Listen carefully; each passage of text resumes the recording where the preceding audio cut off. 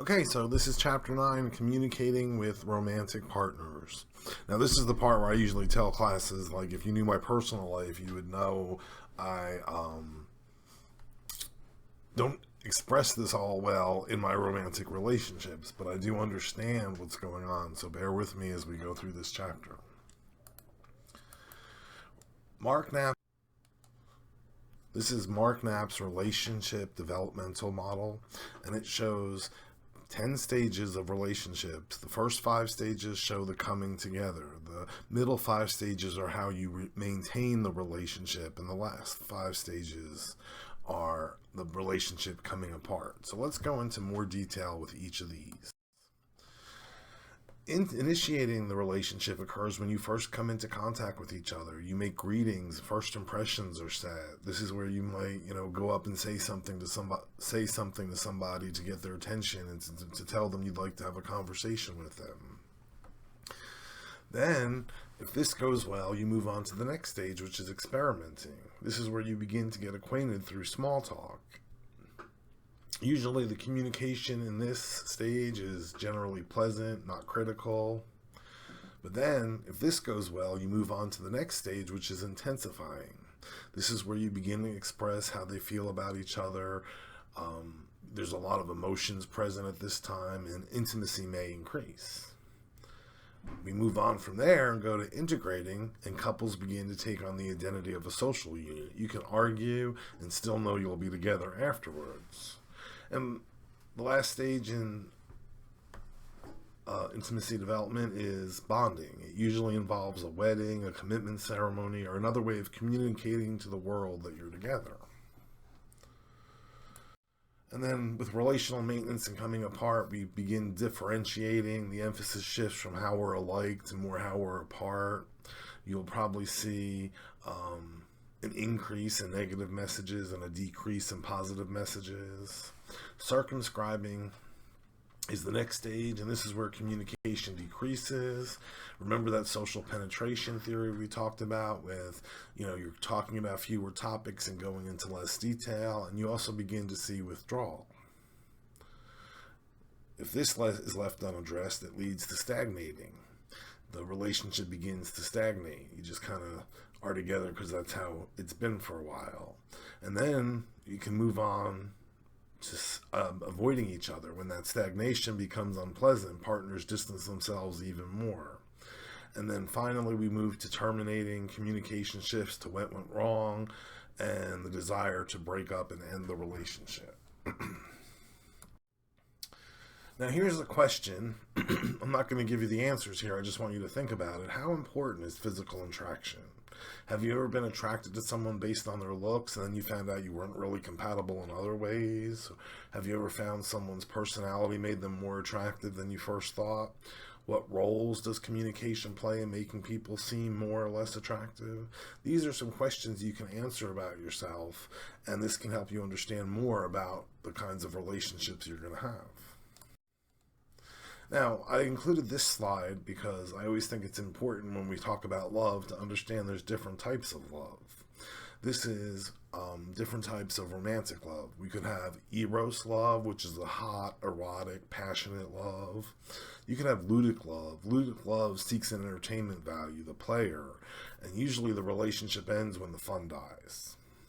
Then you have manic love. Manic love is crazy and sometimes it gets obsessive. That's when it can get dangerous.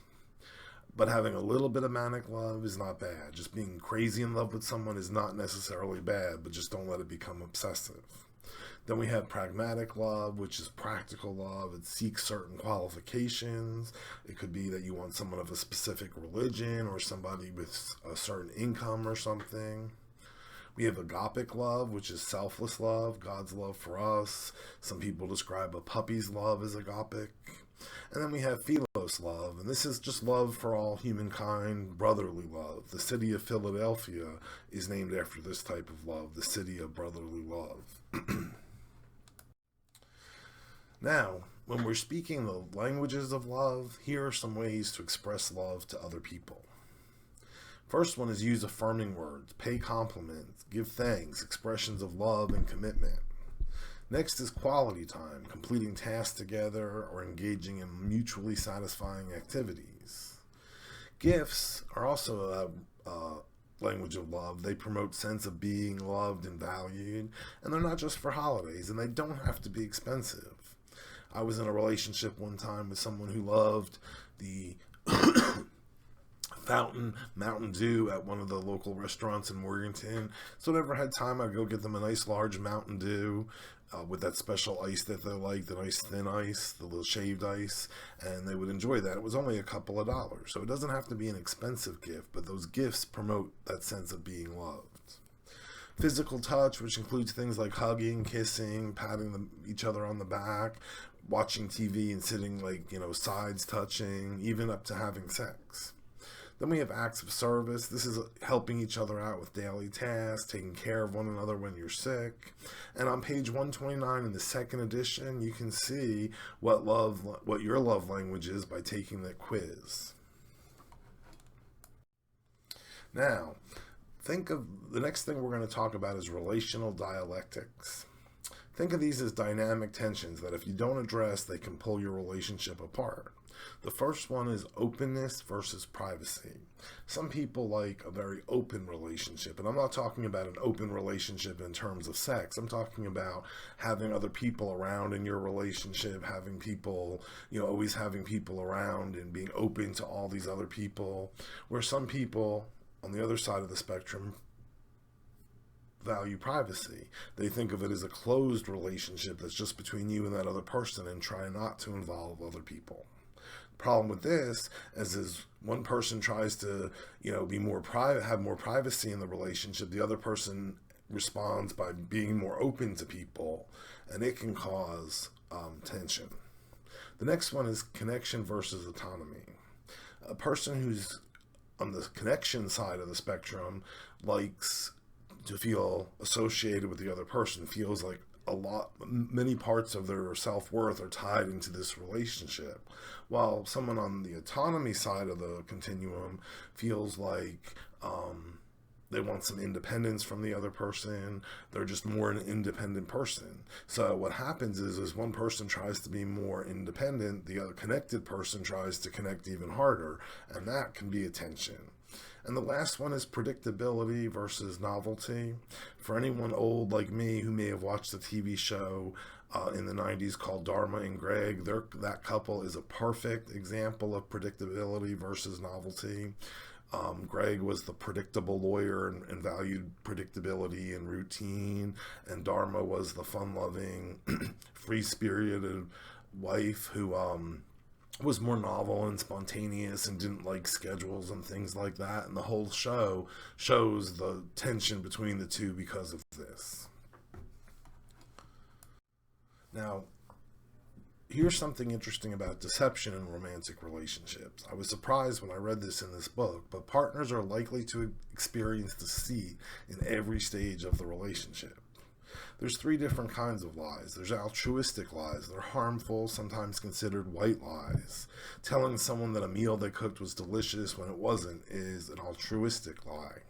It's a polite way to communicate about small matters without causing any kind of offense.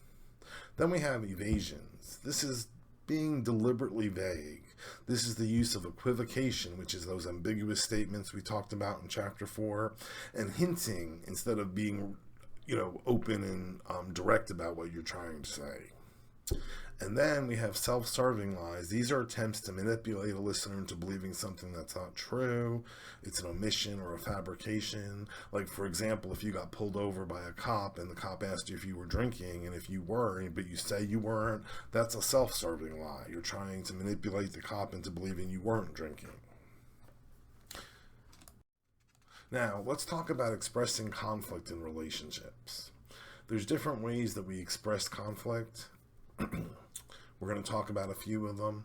Non-assertiveness is just the inability to express thoughts or feelings in a conflict. It's almost like being like a human doormat and getting walked on. Indirect communication conveys a message, but it's in a roundabout way without being hostile. Assertiveness directly expresses your thoughts and needs. But remember, with assertiveness, it's best to use I language. You want to describe the behavior without attacking the other person. So instead of saying, that was a stupid idea, talk about the idea and not the other person. Then we have passive-aggressive behavior.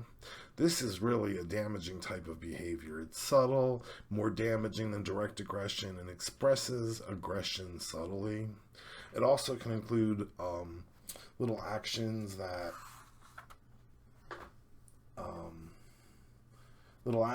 can harm the other person. The textbook calls them trivial tyrannies. Seemingly small but hurtful actions, like putting salt in the sugar bowl or sugar in the salt shaker. And then there's direct aggression, and that's confrontation. That's attacking their position, or worse, attacking their dignity. So those are the 5 different ways that we express conflict in relationships. Now, here are some conflict patterns that you really want to watch out for, because they can destroy a relationship.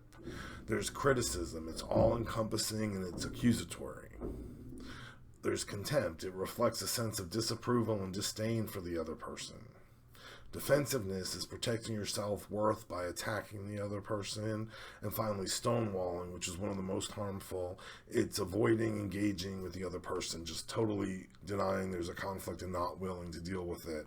And that will lead to the conflict getting stronger and stronger until it just pulls the relationship apart. So watch out for these 5 types of patterns that can destroy a relationship. So let's talk about win-win problem solving.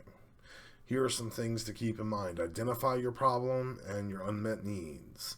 Make a date to do this. Describe your problems and needs. Check for your partner's understanding. Don't just communicate it to them and assume they understand where you're coming from. Have a discussion that includes a back and forth to ensure their understanding. Solicit your partner's needs. Find out what they need from you. Check your understanding of your partner's needs. Don't just hear them, but actually talk about and understand where they're coming from. Try and negotiate a solution and then follow up on the solution.